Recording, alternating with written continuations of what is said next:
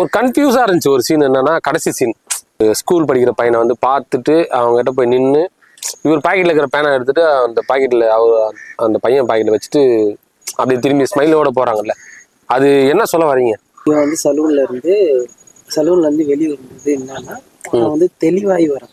இந்த யோசிச்சு அதுக்கப்புறம் அவனுக்குள்ள இருந்த குழப்பம்லாம் தெளிவாகி ஹேர் கட் பண்ணிட்டு ஃப்ரெஷ்ஷா ஒரு புது இங்க என்ன மெசேஜ் சொல்றான், நான் தெளிவாயிட்டேன், தெளிவாகி வர்றவன் என்ன மெசேஜ் சொல்றான்னா, அந்த பெண் வைக்கிறது மூலியமா என்ன சொல்றேன்னா, நம்ம வந்து நம்மள அனலைஸ் பண்ணணும்.